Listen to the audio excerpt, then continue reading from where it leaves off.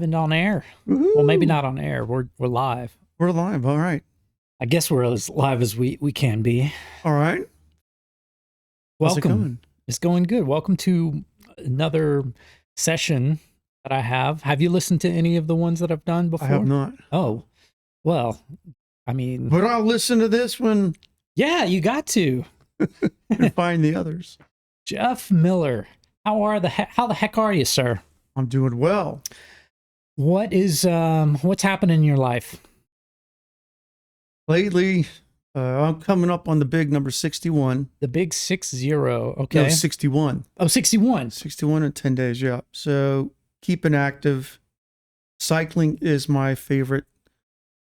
I never want to call it a sport. I don't do this for sport. It's my favorite exercise, favorite fun activity, that always seems to keep me stimulated.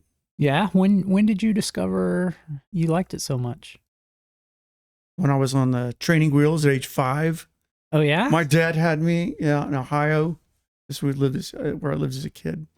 But my dad got me a bike, put on training wheels. I'd be out there trying. And when I finally didn't need them, my dad made such a fuss.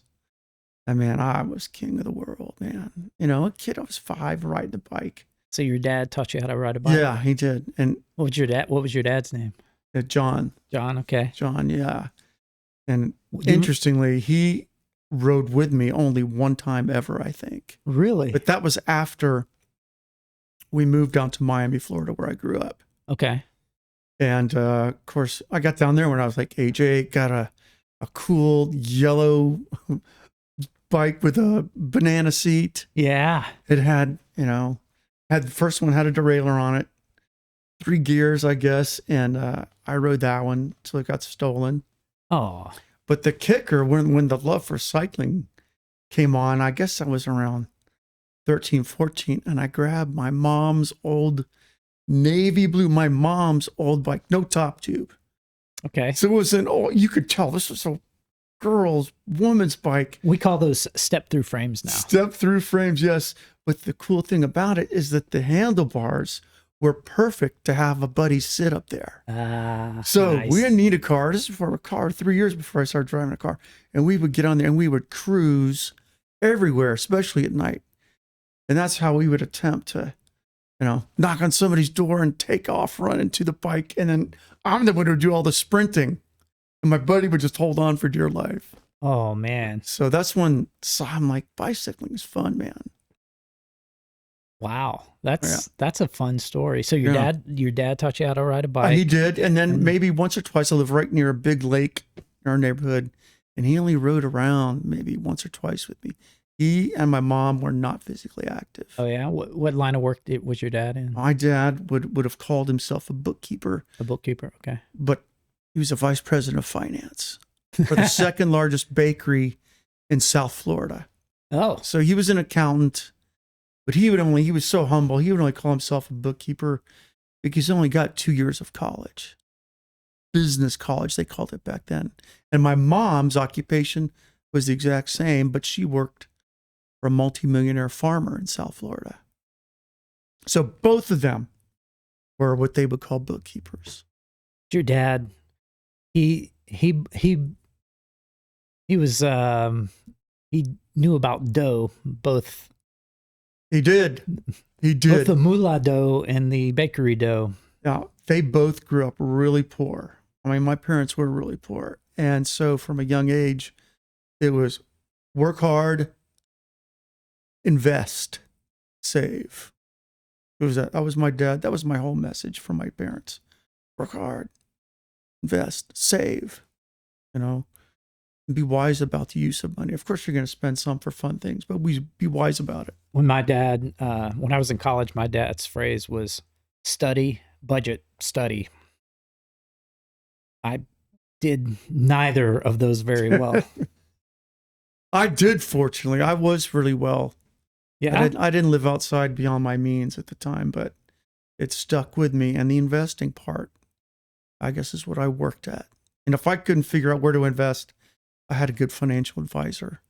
Yeah. Any good stocks these days? Oh, I don't keep up with any individual stocks now. You just put it in a portfolio. Portfolio, yeah. Gotcha. I've got a good advisor who I've been with, my wife and I, Sherry, I've been with now for 15 years or more. Okay. And he's done really well for us. So I don't need to swim in the details of it. When you were scooting around the beaches of Miami, Mm-hmm. when did you get a car? I don't Or think I did got a you? car till I was 16. Okay. And it was a Chrysler Cordoba. And I swear it was about this color. Oh, it was not the one to go cruising to pick up chicks, man. It was as utilitarian as possible. Just get me from here to there. So no cool vehicles ever in my history. How long did you live in Miami? From 8 till 22. 20. And then did you go to college anywhere? I did. The first 2 years at Kansas State University. And then Kansas from State, Florida. from Miami to Kansas State. Never saw the campus, but it was the scholarship I got. What was because my dad was a vice president of a large bakery. Kansas State had a degree in bakery science that offered a nice scholarship, and I didn't know what I wanted to do, man. It was not a good thing. I did not know what I wanted to do. My dad said, "Well, since you don't know what you want to do, why don't you go to K-State, get this scholarship, and just get your degree in this field?" Yeah. All right. And I went, didn't know anything about it. And I had the best time for 2 years of my life. Friends that I'm still close with now, fortunately. But when I decided this is not my thing, I don't want this major, I then lost my scholarship, of course, and transferred back to my home state of Florida. I transferred to Florida State University. Okay. So that's where I finished up with a degree that doesn't exist. It was going to be in retail management. Because growing up, I had worked in retail stores, Mm-hmm. and I was going to be a buyer. And so Florida State was great. Two very different experiences, but both were great places to be. When you're in a place like Kansas State, what do you miss most about a place like Florida? And there wasn't anything I missed. I did not get homesick. When I got out to Kansas State, man, there were no trips back home. Yeah. For the weekend. A lot of other students would go home for the weekend, do their laundry. Not once did I do that. In fact, when I was at Florida State, I never once made the 8-hour drive back down to Miami. We sometimes forget there was a day and age where there was no FaceTime videos. Right. There were no easy ways to send an email. Right. If you had to get in contact with your parents, you had to pay for a long distance phone call, right? Right call. You hope they pick up, right? Or write them a letter and send it in the mail. And wrote a letter. Did a lot of writing. Was it ever like, "Hey, Dad, I need some extra money. Can you send it up this way?" No, and then I don't think I ever did that. I don't think even one time did I ever call and say, "Dad, I'm jammed up. Send me some cash." Yeah, man, the day and age of how convenient so many things are these days is sometimes forgotten. Yeah. Now I'm like, why is my favorite podcast loaded yet? Yeah. And we expect everything instantaneously. Yeah. This young guy, man, he doesn't know how long we had to wait for a letter sometimes. Yeah. Or you hope that somebody was writing a letter to you. Well, this is a good transition into the, how quick and easy things are. Yeah. They can make everything complicated. But you, sir, are quite the uncomplicated cyclist because you scoot on a single speed. We got your Linsky here behind you, and it's just got one gear. Yep, that has become my big love. I was actually riding a single speed when I moved to Huntsville from Lake City, Florida. Mm-hmm. My last 2 years in Lake City, I bought a heavy steel Redline monocog, mm-hmm. and I rode it rigid. But there, it's relatively flat, mm-hmm. and you're riding on dry pine needles on top of soft sand, which is on top of hard packed sand. A few roots to deal with, but very few rocks. So if you took a fall, man, you weren't going to get hurt. But when I moved here, coming up on 11 years ago, man, I got up on Monte Sano and all those rocks. I'm trying to ride rigid. That's when I kind of put the single speed aside, and I had a titanium frame made by Seven in Boston. And of course, that was a hardtail, but I had a good fork on it. And that's what I rode for a few years until I bought my next bike from what was Blevins. Yeah. And rode that one. And then I got the full suspension bike, and I got a fight bike in there somewhere along the way, which I rode. And then I finally, in 2021, I picked up a Kona Hanzo. That's what it is. Kona Hanzo Thai single speed. Evan, go to pictures. I think we got a picture of that fat bike in one of the things. Might be the very last picture. Yo, this third picture, right? Go back. Yeah, right there. Yeah, that's on the, that's a Kona Wozo fat bike. Tell me about that picture. That's an amazing. Man, that was fun. That's a 2018 frame. And for 6 years, I've been following a guy and his wife on their YouTube channel. It's called New Mexico Outside. Okay. Zach and Susan Bryant. And for 6 years, I've traded notes with them. And this past September of 24, I drove out there from Huntsville and got to meet up with the two of them. And they're riding just maybe 30 minutes north of Albuquerque. Okay.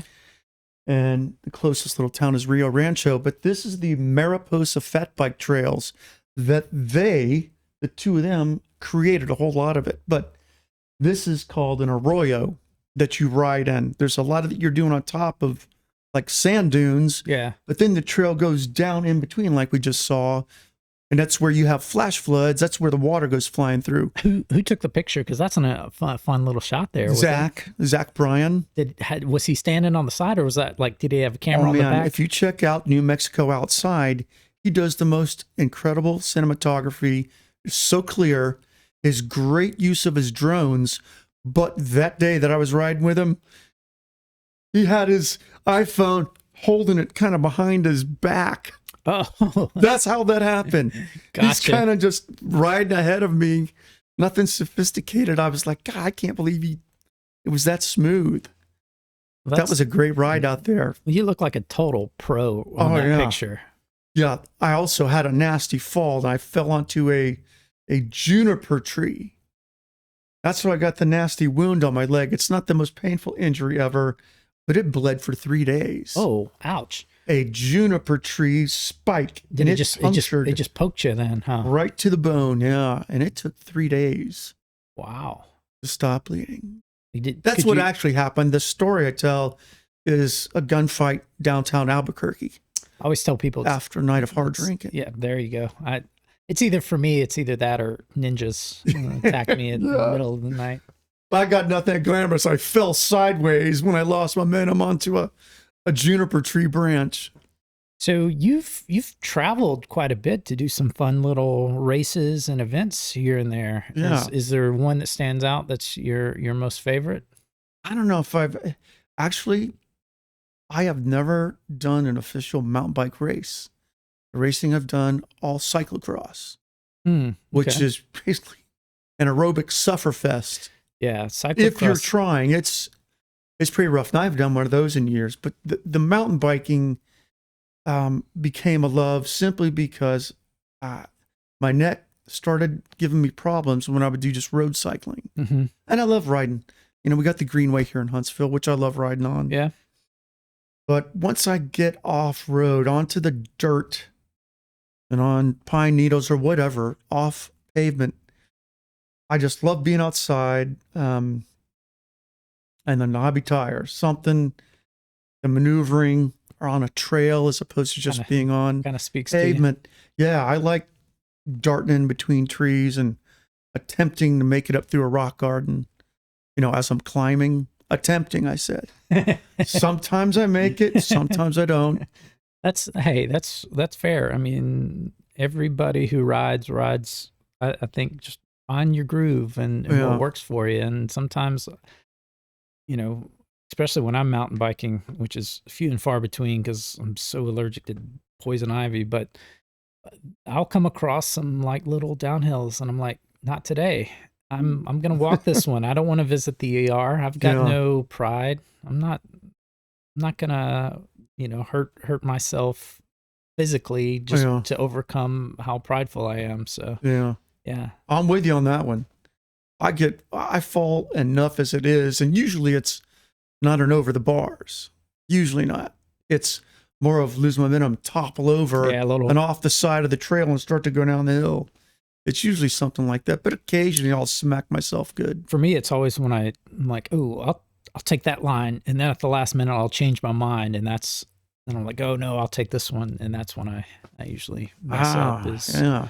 Is when I just hesitate. You can't hesitate when you mountain bike. You just gotta go for it. Yeah. So I rarely change my mind at the last minute.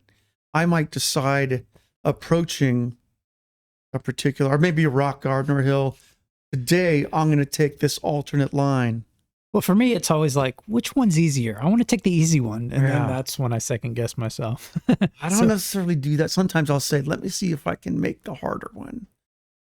And that's where disaster can That's strike. where my pride is like, I'll take the easy one all day. But I don't do the big jumps and stuff. I don't have time for any more surgeries. I don't need any more broken bones. How many have you had? A lot of broken bones in the past? Yeah. Well, the ones right collarbone twice. Mm. Left tibia, was it tibia, fibula, once. Mm. And so I just don't need anymore. I see the young dudes, mostly the young dudes who are trying to jump 100 feet or whatever, more power to them, but I don't need none of that. Mm. So. Another reason you're here, Jeff, is because not many people know this, but you were the very, very first paying customer Yeah. of Sunset Bicycles. Yeah. When we took was that over Friday, April 1st? That was Friday, April Of 1st, 2022. Yeah. Yes, I remember it. Because actually, I remember that I moved to Huntsville July 1st of 2014. This building was the home of Blevins Bicycles. Yeah. So I have been coming to this building to buy bicycles, get service, meet with friends for 11 years. Wow. Yeah. That's impressive. How many of you all were here back that far? I started working in this building 2013. 2013. Yeah, Okay. So 2014. you were in here. Yeah.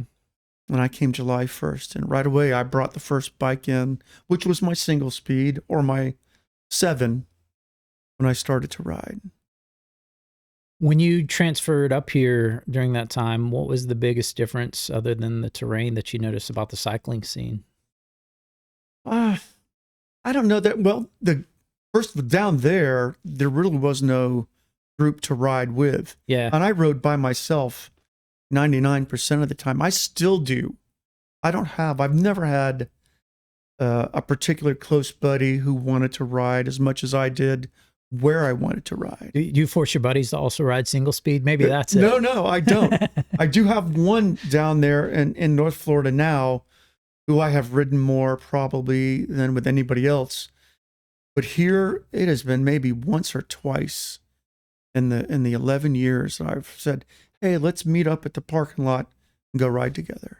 Because I don't want to hold anybody up. I'm not super fast. I work hard for me. I want to get in a good workout for my legs and lungs. And I don't really mind waiting for somebody else, but I just haven't run into that person that needs somebody to ride along with them. Yeah, so I think sometimes cycling just becomes a huge therapy for a lot of people. Yeah. I know for me, hopping on the bike just calms me, gets me thinking about how great life is, how I'm overthinking things, how I can just calm down, get back to my breath, get back to breathing, get back to just the normal things. Definitely a stress reliever for me. So how about golf? Yeah, I think with golf, I'm just not good enough I feel like I'm holding people back if I ever play. I'd love to go to a driving range. You do? That's enjoyable, especially if I can send like if I can consistently send something up in the air a few times, then I'm like, all right, that's fun. But the actual golf is hard because I feel like my balls are, I'm chasing. I tend to hit poorly and everything. What's that, fades away or hooks or whatever, and then I got to chase my balls, and it's maybe if I played a section of par threes, that's about as good as I can ever be. Just hit a few of the easy irons, and I'm good. See, that's the opposite with me. That's a 4-letter word in my house. Golf is Golf. Yeah. Oh, I hate it. Makes me nervous, and it causes stress. You're going to tell me I want you to hit the small white ball several hundred yards to a hole in the ground there. That's going to cause blood pressure to go up. I get on the mountain bike and I go tearing after it there through the exertion and the exhilaration of it. Blood pressure goes down and I feel relaxed at the end. Jeff, do you talk to yourself when you ride a bicycle? Oh, yeah. All right. Oh, yeah. I don't know what all I say, but I don't know if it's coherent. Well, this is the beauty of our little podcast here. Is you sent me a video of you riding your bicycle, and it's like almost your perspective. I didn't cuss in this one, did I? I don't think so. I listened to it, and it's hilarious. So why don't you put? I got some headphones on. We're gonna put those on. We're gonna watch and listen to this. All right. Thing right here. I think I got. See, I'm weak. I didn't think the heat would drain me like this. But oh my goodness, this bike is fun. I rode nothing but a single speed the last 3 years before I moved up here. But who could have known it was so flat down? Well, mostly flat in North Florida. Few hills. It was so much fun. I got up here so doggone rocky that it's a whole different league. Had to get a bike. That was a rigid monocog, redline monocog from 2911, which I have retired. It was so much fun, but there was a different atmosphere.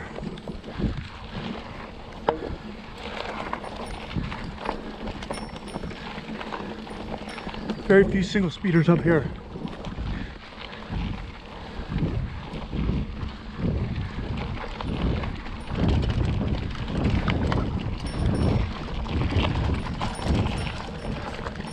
Help, Lord Jesus. Yeah.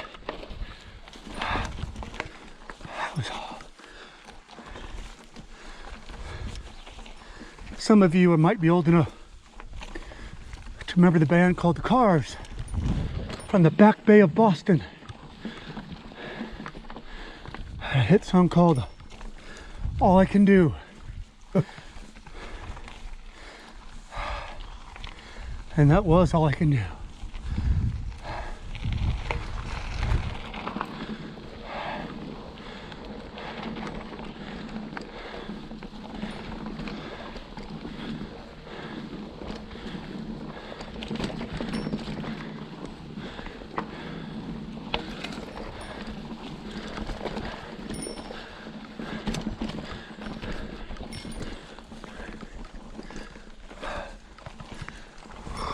Weak. Truth is, so many YouTube videos, single speed or other, just want to show people sending it. I'm going for a new niche market. I'm for the people who want to suffer. Who knows what reason? I want to see an over middle-aged guy suffer, wondering what he's punishing himself for.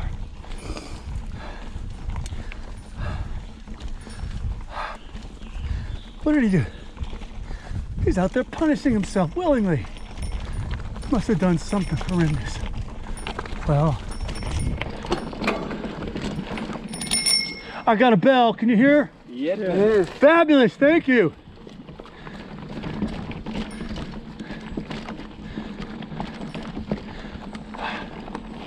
Using my $3 bill, Sherry found me instead of the way cool kid.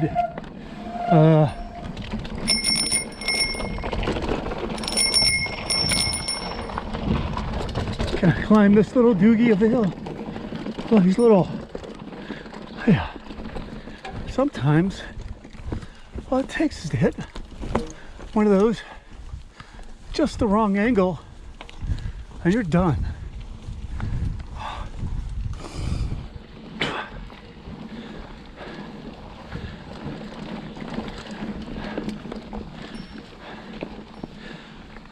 Onyx Vesper hub. Instant engagement. Yes, I can tell the difference. And it's silent. Loving that. But that means all the sounds you hear from me are the tires on the ground or me crying like a baby. All right. Oh, awesome. I love that video. Oh, God, that was weak. You see how slow it was going? No, not at all. You know, there's a few things that stand out for me on that. One is there's a few moments where you're just pedaling and you can hear your breathing. And that's what I'm talking about when I ride on the bike. It forces me to reconnect to breathing. And that's where like I start to reduce my stress is, yeah, I'm out of shape, or yeah, I'm pushing it hard, but it makes me concentrate on my breath. And it's like I appreciated hearing that because it's a very natural thing. But then also just your thoughts as they come to you are hilarious. Yeah. But you know what's interesting though, that was June of 22. It was during COVID. I had to wait a year to get that bike built up. It was 2 weeks short of a year from the date that I bought the frame, Kona Hanzo tie frame, to when you got it built up. It was almost a year. So that was the very beginning. And that would have been one of the very first rides on that. And I'd look and how hard it seemed like it was on my system coming from a geared bike, going that slow, because I'm so much stronger now. So if somebody really wants to improve their strength and riding on the geared bike, I think ride single speed for a while. Oh yeah.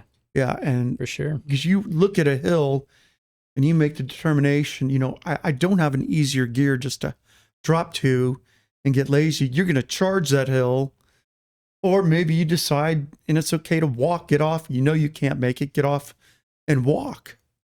But the simplicity, the single speed is fun. Of course, the question comes, well, which cog?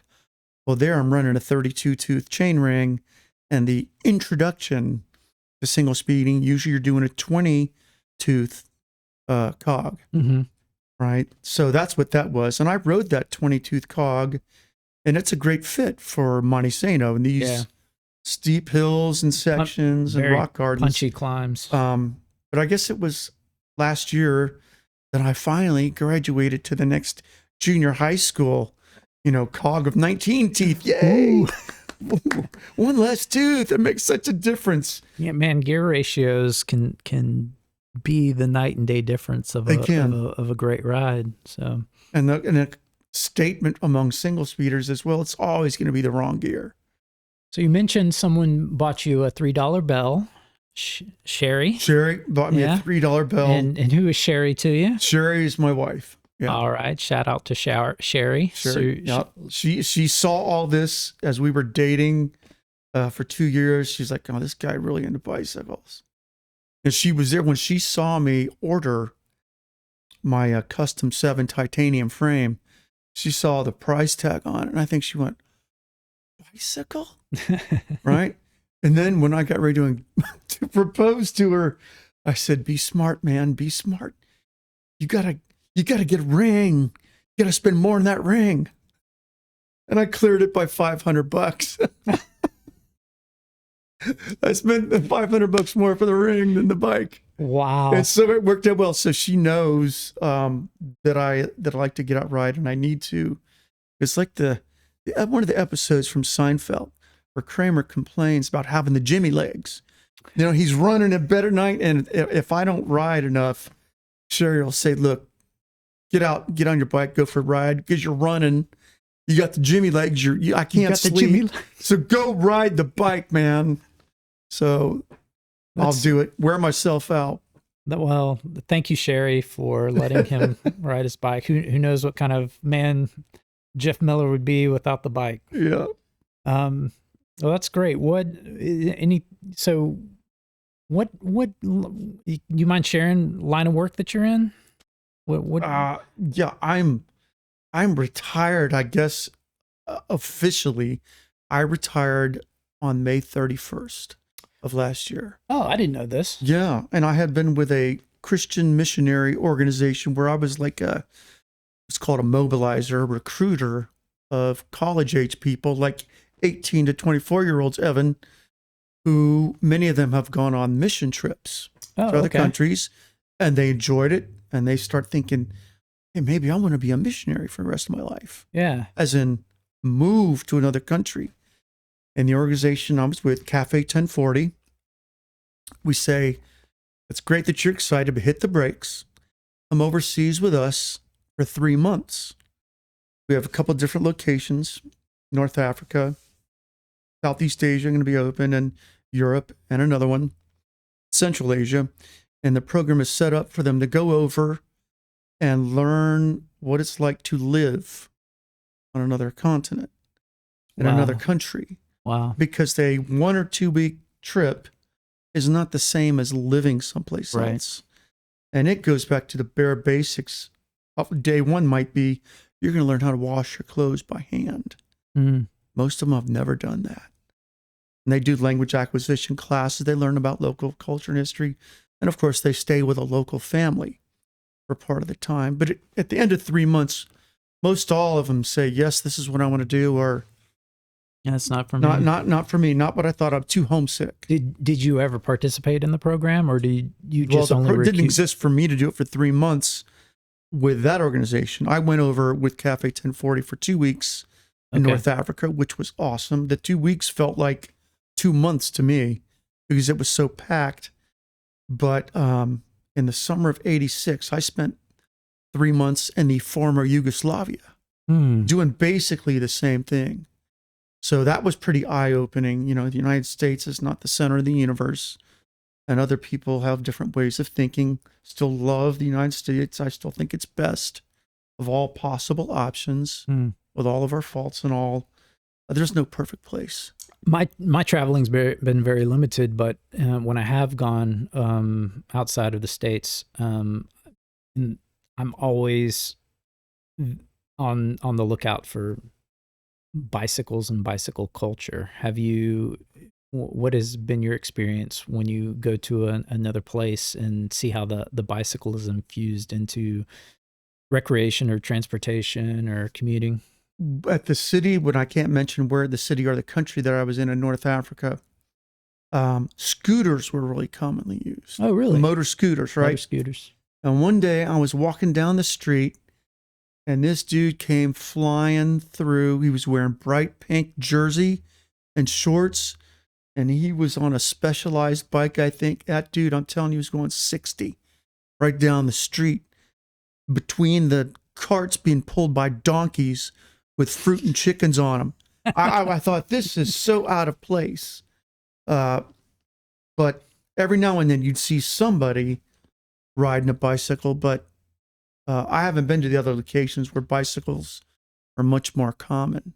Is there a place you maybe hope to, now that you're, I guess, officially retired for almost a year now? Yeah. Any plans of travel? July, Australia and New Zealand. Okay. Australia, New Zealand. Our niece, my wife's brother's daughter, she's 20. She's doing a semester abroad in Australia, in Melbourne. Okay. So we're going to Melbourne and see that she and her parents and brothers.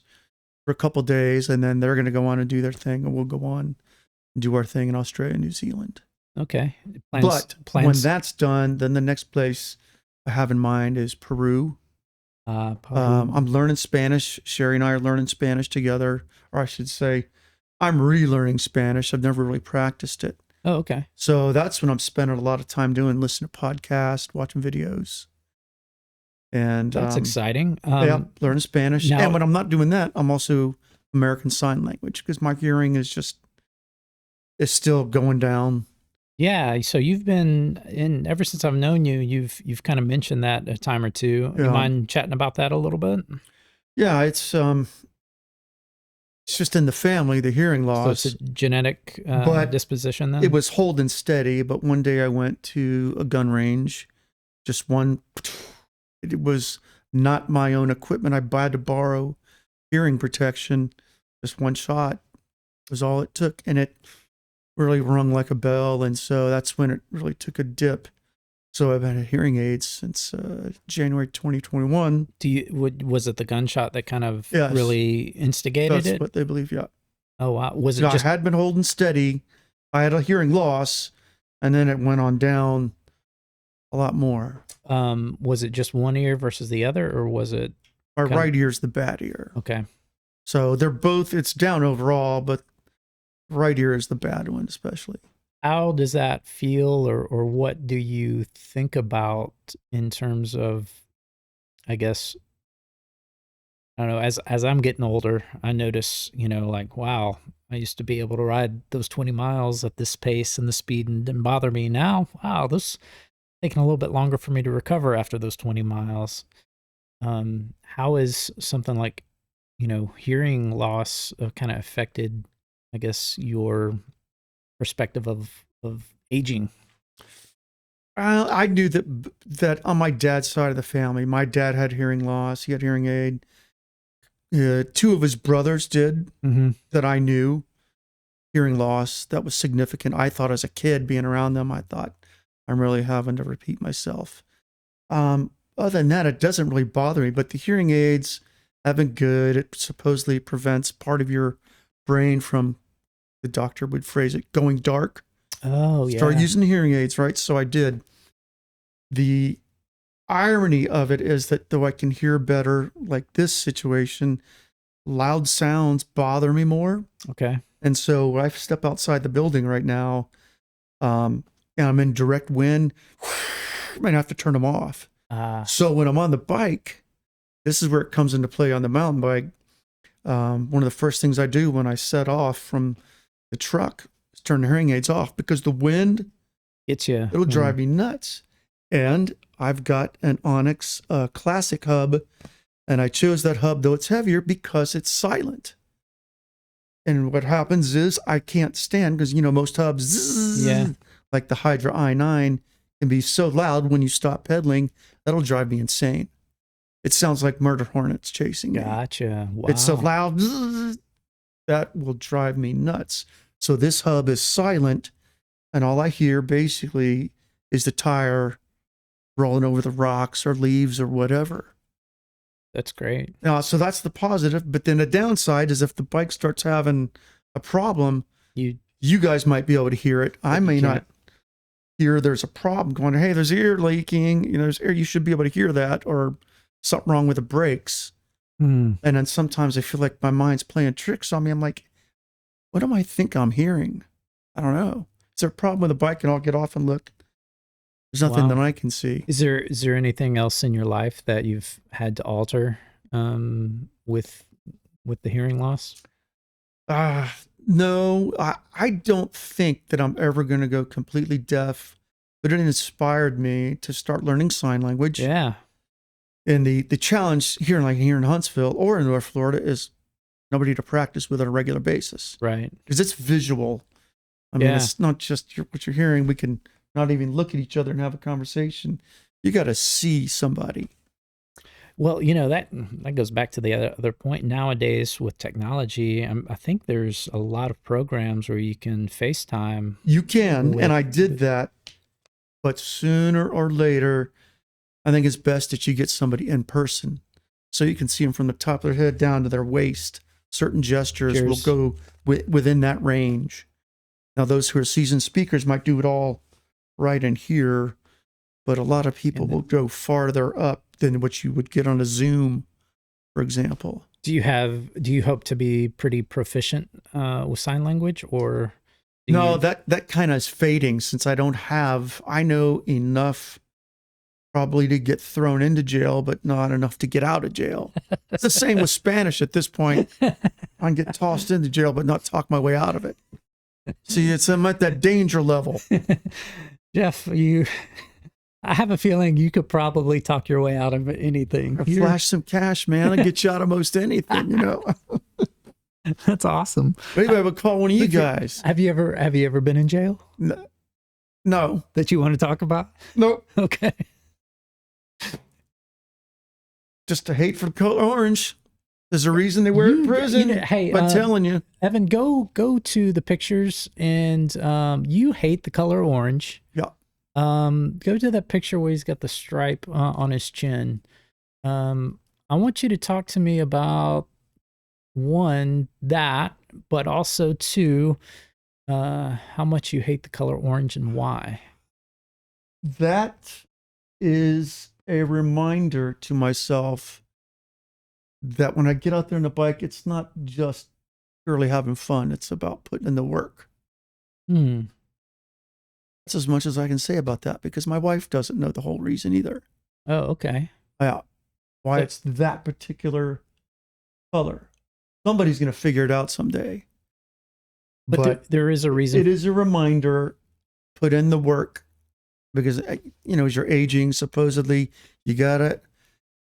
VO2 max is important, oxygen for the brain, all that. So the stripe means that, but the color means something else? Yes.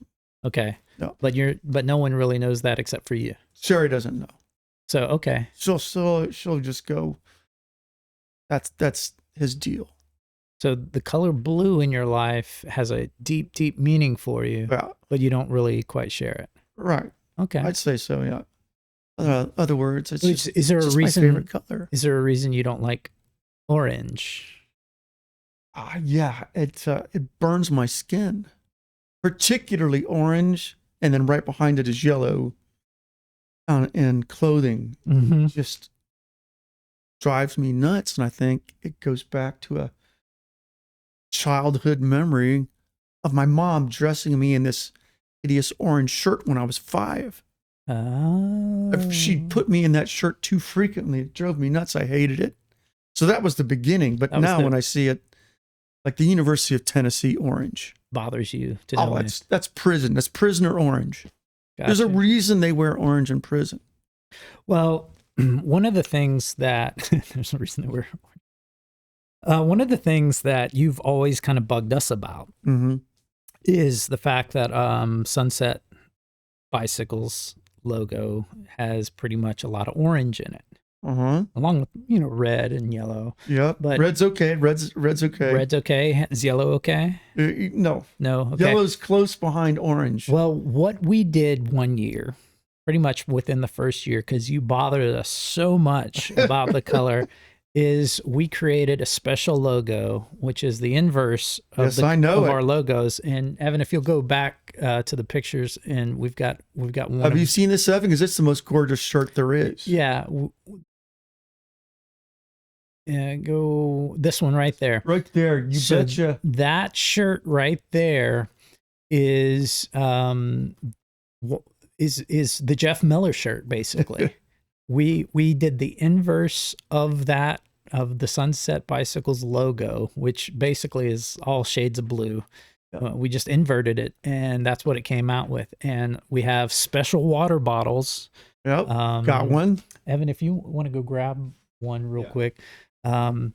We did that just because of your hatred of orange. Because I've got chrysophobia. It's an actual condition, chrysophobia. Chrysophobia is the condition of the aversion or hatred for the color orange and sometimes gold. Really? And actually, I love the color gold, but because of Florida State Seminoles are garnet and gold. So there's the official Jeff Miller water bottle. I appreciate that too. And those colors are gorgeous together. do you like that? It's I like do. it's like a teal, a blue, and a dark blue. Love it. This is where it should be. Yeah, But that doesn't mean I will never wear orange. Especially it bothers me in apparel. Orange in the sunset, orange and yellow in nature, perfect. But on apparel or other objects is when, depending on the object, is when the kryptonite, man. Everybody's got their everybody's kryptonite. got the kryptonite, yeah. or color. Yeah. I guess kryptonite is always, there's Yeah. different colors of kryptonite. I do get freaky about colors. So of course Sherry will say, "Does this look good? These colors right?" And I know a lot of guys will say, "Yeah, if it's fine," but I'll kind of analyze and say, "Yeah, these are good together, those are not." There's some people who say like colors will give off a certain aura, right? Yeah. Do you sense that? Do you feel that? I definitely do. And orange says to you, "You belong in prison. you belong in prison. You belong in prison. You're guilty. You're waiting to be caught." And then how does blue speak to you? What does it say to you? It's calm, cool, relaxing. Blue and teal. Love the color teal. Colors of the ocean or the sky. It relaxes me. Any of those brighter colors will tend to agitate me. There's a reason they got the red for the bull. They could have easily, waved the red thing and that's orange, and the bull would go even more nuts and charge it. And it didn't bulls activated by movement Yes. versus Yes, I think the they color? just chose red because it's easy to see in the crowd by the audience. So, but every now and then, if I'm forced to, for maybe lack of clean socks, I'll wear something with a bit of orange. Gotcha. Well, I'll never force you to wear a sunset hat. In fact, hey, go to our open logo, the very top one. Yeah. How do you like that? We've got Sunset Studio Podcast logo, and we've got blue headphones. I was thinking of you when I created that. That's progress. You like that? It's progress. Yep. But I appreciate the way what you named this store and your after the sunset cruise, right? Pretty much, yeah. Pretty much cruise, which is so much fun. If anybody hasn't done it, they should. Yeah, we got that coming up in about a month. Starts when? The official is going to be April 2nd, one day after our 3rd year birthday. Right. So it's Wednesday, April 2nd. Wednesday, April 2nd. Yeah. And that continues right on through the end of August, right? I think we can sneak in rides all the way to the end of September. Oh, so nice. Yeah, it's a nice, chill, fun ride. Does everybody know about that? I mean, the cool kids know about it. The cool kids know about it because sometimes I've seen huge crowds here, and other times it's very.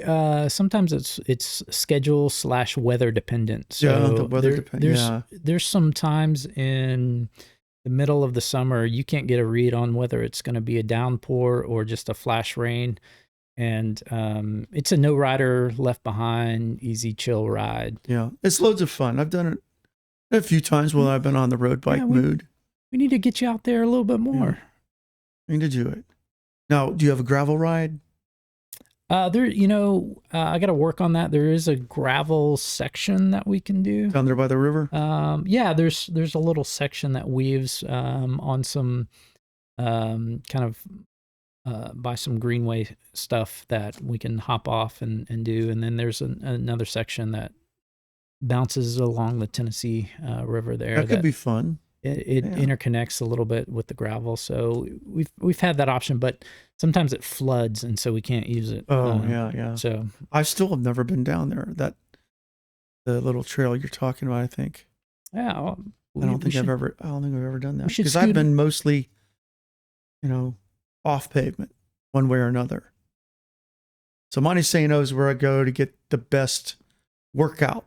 On the single speed, I can get a great workout in 2 hours. Yeah. The other day, it was 21 miles. I felt it. And that's the other thing. Didn't you do Duck River recently? Oh, yes. Well, that was November. Okay. When you sent me over there, that was loads of fun.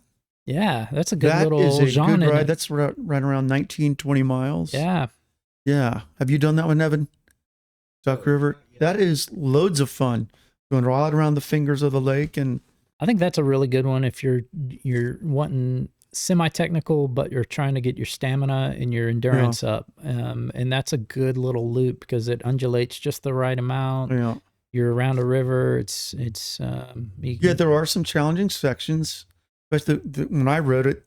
Wet leaves on some of the rocks. You got to be careful with that. But a lot of it is nice. They've got a nice little bridge crossing that's super fun. Yep, that is. Stop there, watch and listen to the water, and take some pictures and eat a snack. So there are some good areas around here. But for the sake of my schedule, leading up to this past year, I know that after work I would go up to Montesano, particularly the single speed. That's where I knew I was guaranteed to work. When I get back on the geared bike, I notice that I can get lazy and say, I'm just going to drop to an easier gear and slowly make my way up this hill. So that single speed keeps you honest, huh? Keeps me honest. And I love standing to climb. That's like a full body workout. It's like I'm stretching. It feels like a good full body stretch sort of while I'm pounding. But of course, just in the past 2 weeks, my knees have started aching for the first time ever. And I don't know what that's about. Icing them at night. Have you ever tried those cold water plunges? Oh yeah, I've got a freezer in the back of the house. Oh yeah, you do a cold water 34 plunge? degrees. I haven't done one in a while, but I would leave it at 34 degrees and get in for about 3.5 minutes. That'll wake you up, huh? Oh, that'll wake you up. Yeah, but that was never difficult. People think that's so hard. I don't think so. You know, it's the kicker. Remember back when I first moved here, the ice bucket challenge was the big thing. Yeah. Well, of course, it's when it first hits the top of your head, it's just like a shock to the system. But just stepping in to the freezer, even though it's 34 degrees, not once did I ever go, ugh. Just didn't happen. I could relax in there, but I learned through experience, 3.5 minutes was the right amount of time. Because if I would go 4 minutes, 5, 6 minutes, I get out of there and I would be cold the next 6 hours. But at the 3.5 minute mark, that's plenty to fight the inflammation and so forth. How do you stay motivated to ride when, I don't know, things ache, things aren't feeling good? Yeah. I think just through I've seen listen to more podcasts and see more videos, that motion is critical. I mean, it used to be someone would have a surgery, like a hernia, like I did in 2008, or they want to keep it still in bed, don't move. Yeah. Man, my doctor's down in Gainesville, Florida, man, up and moving quickly, keep the blood flowing to the area. So that seems to be a significant thing. Motion is our friend.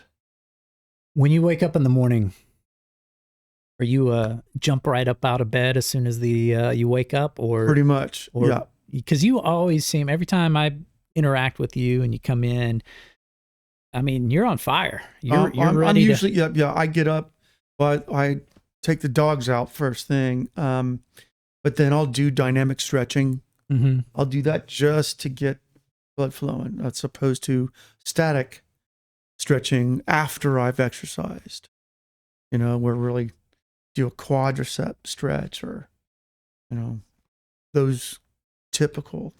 Is your wife as active as you are? She is dealing with spinal stenosis, and she's still recovering from that injury. So she's just now getting back. So she'll do a lot of Pilates and stuff. Okay. But she's not been lifting weights. Hadn't been able to like she used to.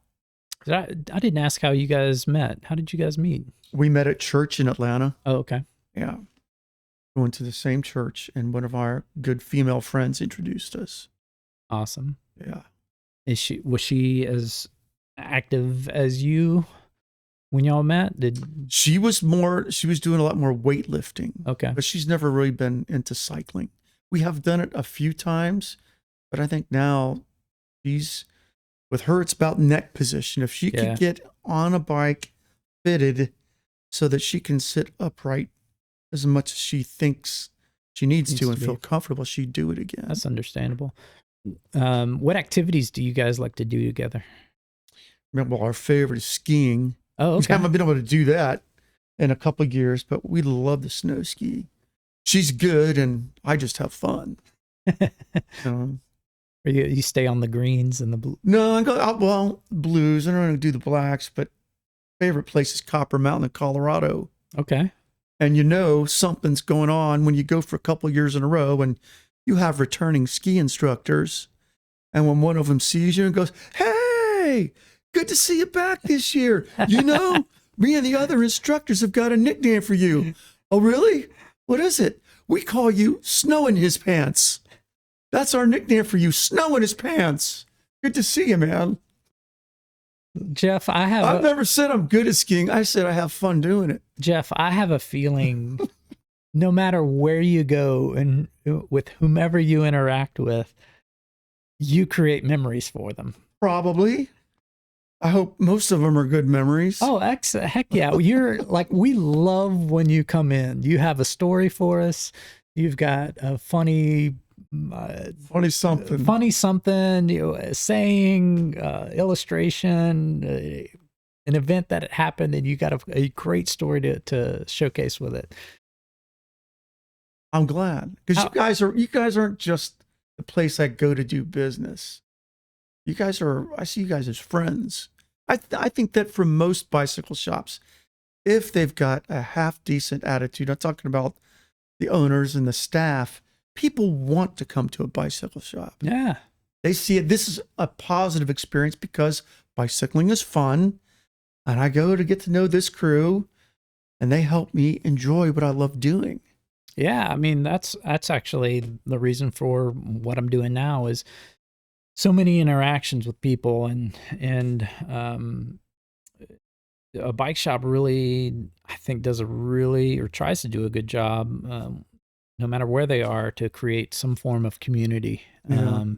And there's, man, especially when we have the Sunset Cruise, and we even now have a little mountain bike Mondays on, and beginning in next week. Well, I wasn't invited to that one. Oh, well, we just announced it like 3 days ago. Okay. We put it on the socials as well as we can do. But it's just a fun social ride that we're doing for that. So we've got the Sunset Cruise and then our little mountain bike thing. But there's so many, like, I'll start talking to people and I'm like, "Hey, tell me about yourself." And all of a sudden, you know, they do these amazing things from, especially in Huntsville, either they're, you know, maybe they're working on, you know, a space rocket or something, Right. all the way, you know, down to, "Hey, I'm a hospice nurse, and this is my stress relief from dealing with all that kind of thing." So there's so many incredible people to come in contact with, and like you said,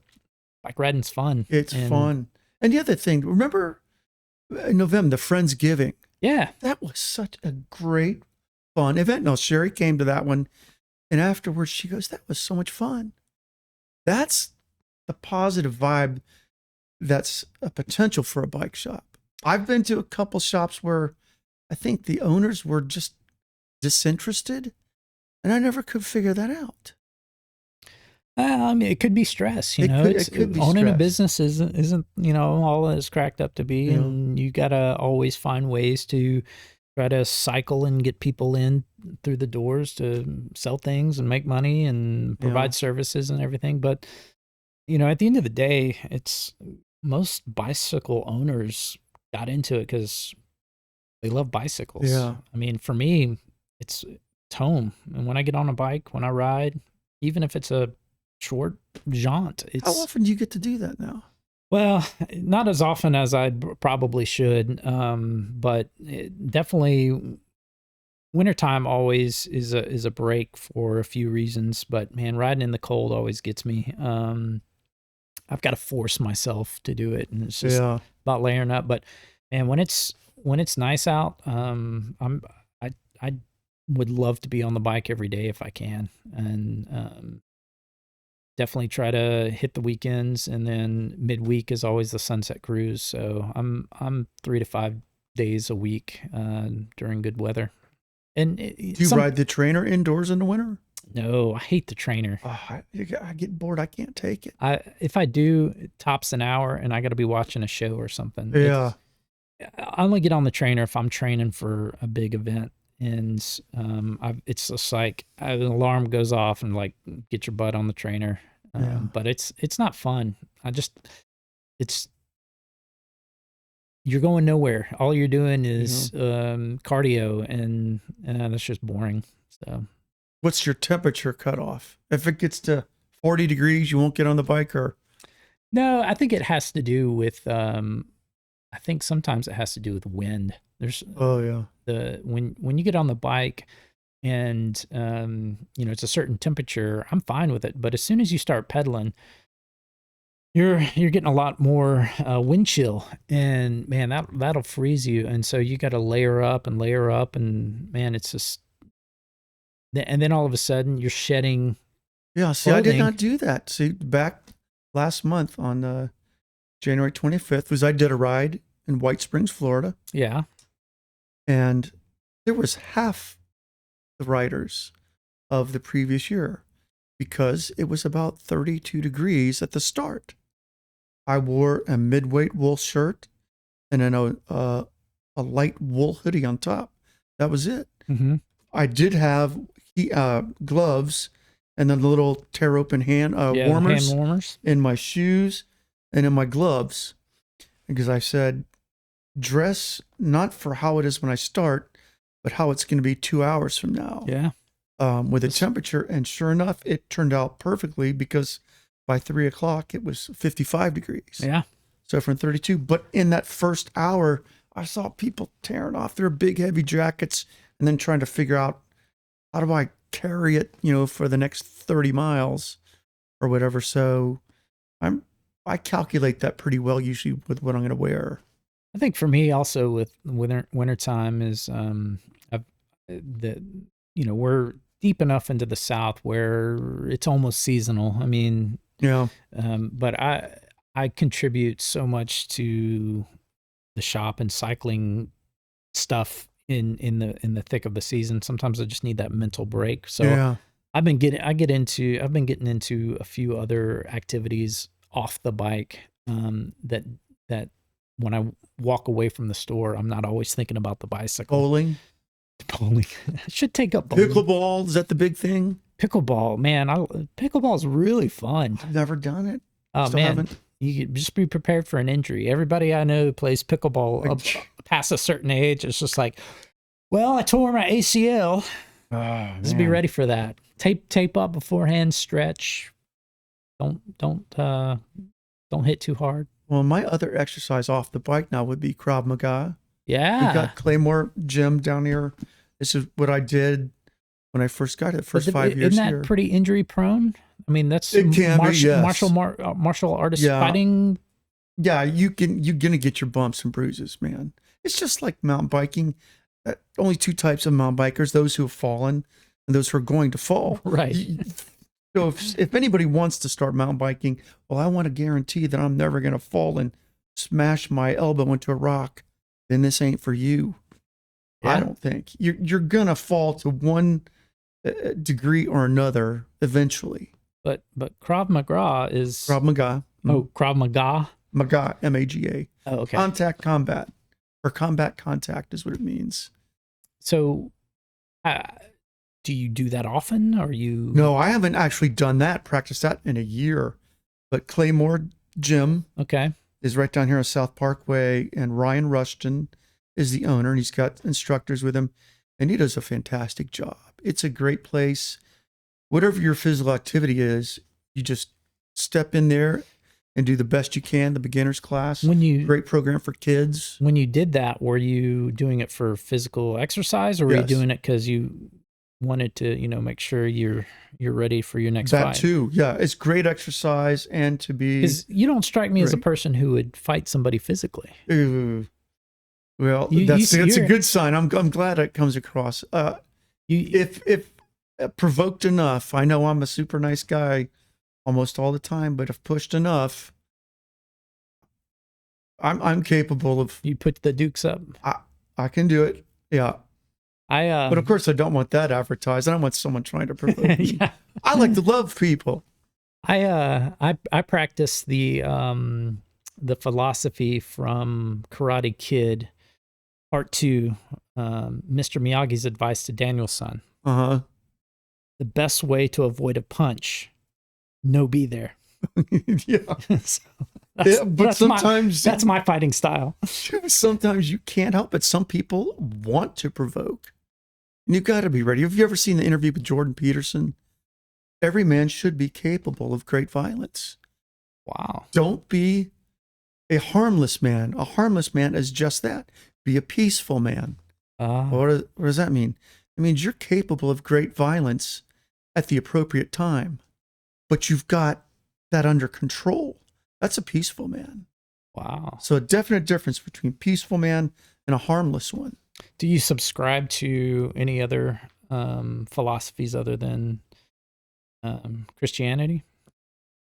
Well, I would study lots of them. Yeah. I'd study, what were the basic tenets of Judaism or Islam, Baha'i faith. I did a study on that years ago. But yeah, I've been a Christian since I was 17. My parents brought me up to church.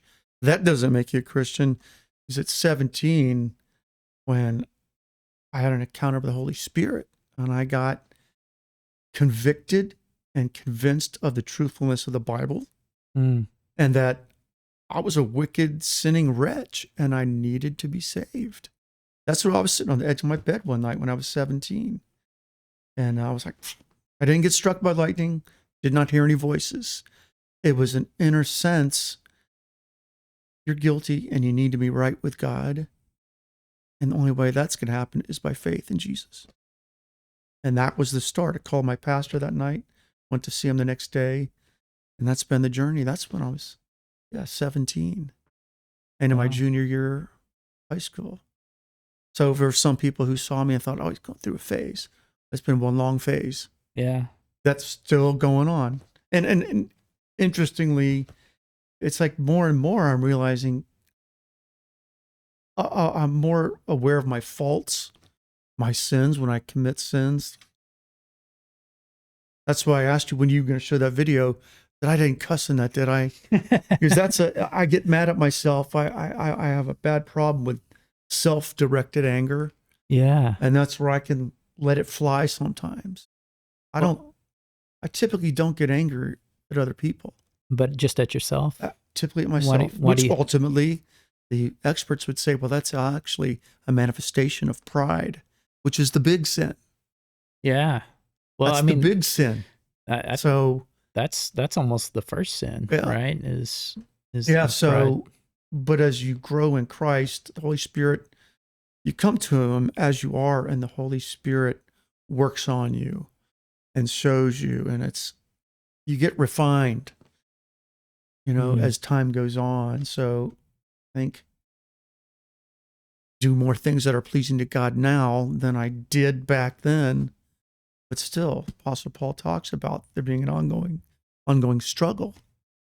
And it's not till this life is over that you're going to have a sinful nature no longer to deal with it. So here's a question, kind of, say you're at the end of your life, you're up at the gates. What do you want to be said about you when you enter? What would I like to be said? Like by people who I'm leaving behind, I like them to say, he was a loyal friend. If there was one thing, he was a loyal friend. That's good. Beautiful. It's like someone ever asked me, what's the greatest honor? What's your biggest achievement in life? It was when my brother-in-law and his wife asked me and Sherry to raise their children if something happened to them. Someone would entrust me and Sherry to raise their children. You can't, Jeff Bezos, you got nothing on me, dude. That's the greatest honor anybody's ever given me, I think. What do you think is the ultimate achievement of a man? To acknowledge to himself and to God that he needs help, Mm. that he can't make it on his own.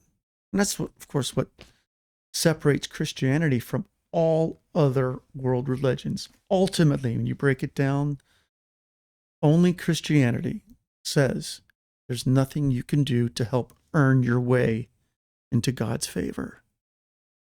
Ultimately, if you search long enough into all other religions, there'll be, you got to do this, this, and this in your help earning your way.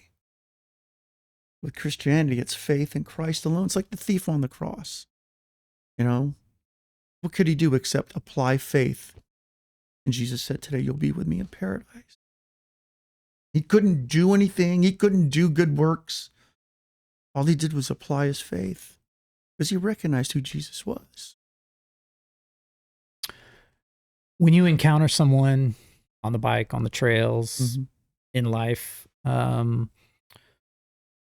do you take that piece of you that is your religious side, your spiritual side, and convey that? I don't know that I do too very often. I mean, I don't know if I ever preach to anybody. I'm willing to share any of my thoughts with somebody if they ask. But usually and I do, of course, come across a lot of hikers. Mm-hmm. And usually it's just a hello.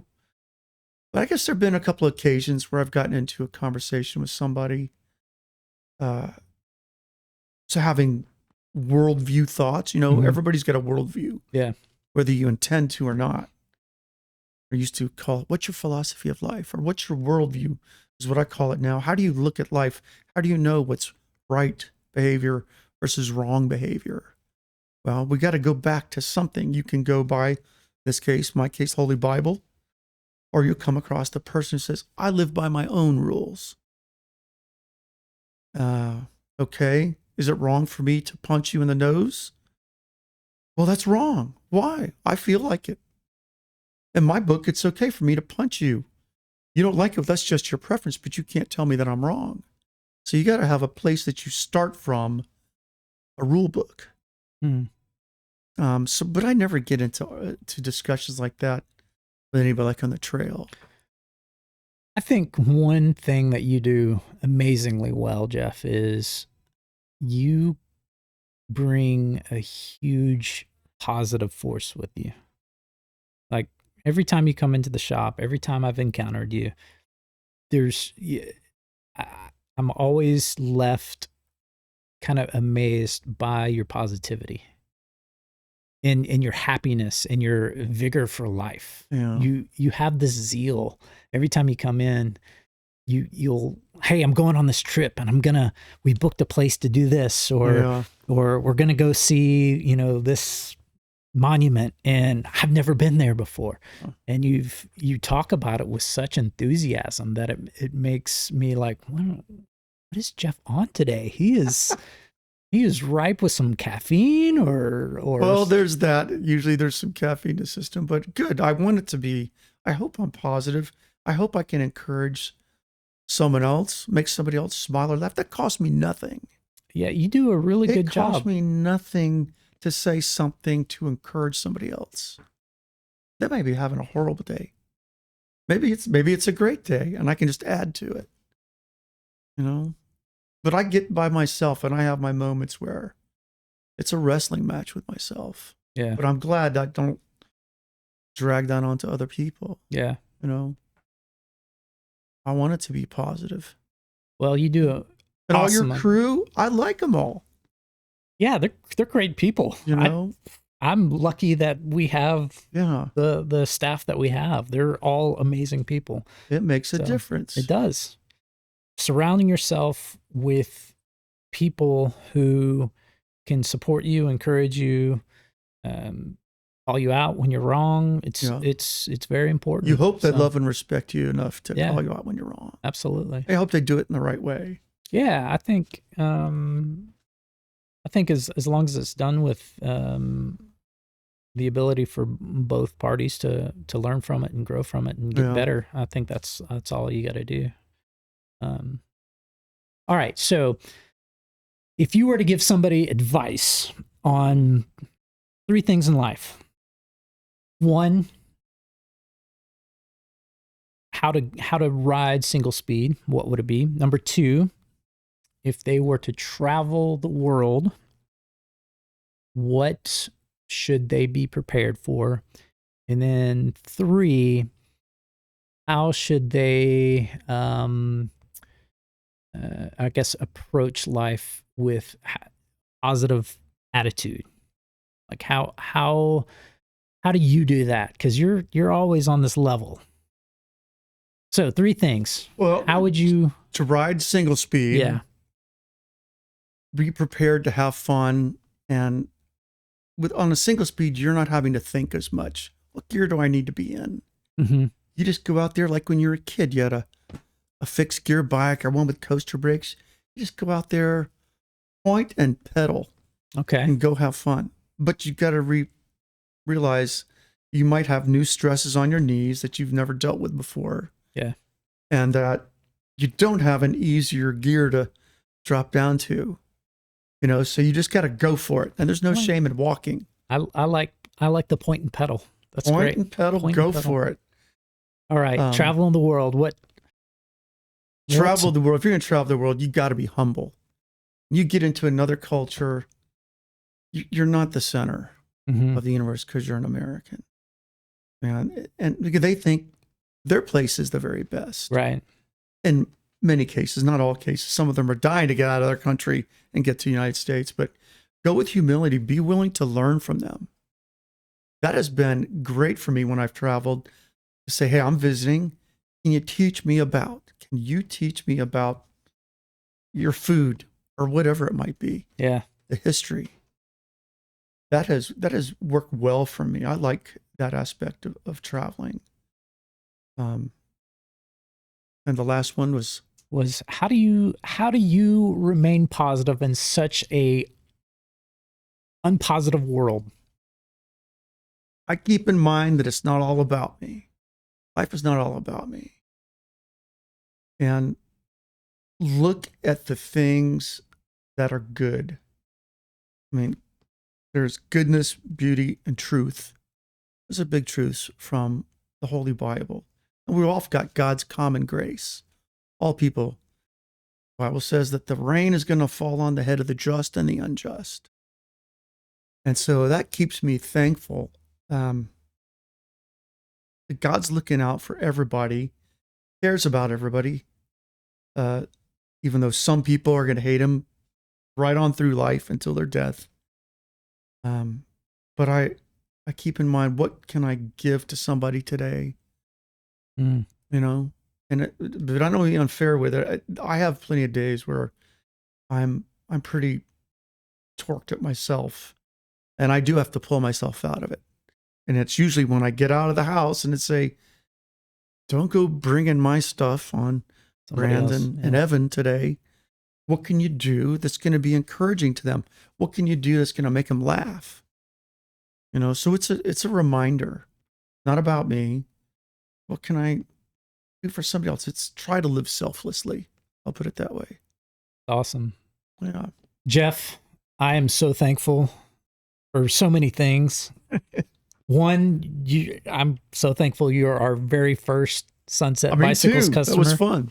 Yeah, but so thankful that you ride bikes and you spread who you are while you're riding on all these events and the people you contact with. I'm super excited to hear about your trip to New Zealand and Australia when that happens. Yeah. And now we have such easy ways to stay in communicado. Yep. With that, so that'll be fun. And then Peru, if that happens, that would be language school. That would actually be a language school. Oh, really? Okay. And I hope to do some riding. I don't know if I'll get a chance to ride. You gotta. I hope you get a ride in all the places you go. Oh, that would be cool. New Zealand, I know there's some really cool places. They've got some awesome places to ride. But renting a bike is a whole other challenge. Finding one that I like, but we'll see. As long as it's not the color orange. Hey. There's a reason they wear it in prison, Brandon. Remember that. Jeff, any last final thoughts? No. I'm Comments? thankful for all of you. I'm appreciate the invitation. Yes, absolutely. This has been fun to be with you guys since the start, officially this store, and to get to know you guys the last few years prior to the store opening. Well, many more rides. in You've years got to the come. whole right group. It's a joy for me to come here every time. Wow, It's a positive feeling for me to come over here every time. good. That's a huge compliment. Yeah. We're gonna try to stay on that same Keep path. Evan around. It seems to me he talked me into buying that rear tire, which was great to ride on the other day. Yeah. What tire was it? That's the Specialized Renegade. The Renegade. What he really talked me into was not having matching front and rear tires. He goes, put a different one on the back. There you go. And sure enough, there's a particular spot on Sinks Trail that when I started to get out of the saddle and climb, it did not spin out. It's dry enough. I thought, this is a test. One particular 20-foot section, I thought, let's just see if I spin out or not. And I did not. So I thought, okay, I'm liking it. Look at there. So good job. That's awesome. Evan, not only a podcast producer, a tire selector. Well, you remember that old saying, the sales department is not the whole company, but the whole company is the sales department. Wow. Everybody needs to be able to help a customer to some extent. There you go. I can't help you, but I'm going to grab Someone who can. him who can. Yeah. All right. On All that right, note, I think go help some people, right? Going to do it. Spread some love and cheer and There positivity. you go. And don't wear the color orange. Or the colors. Right, man.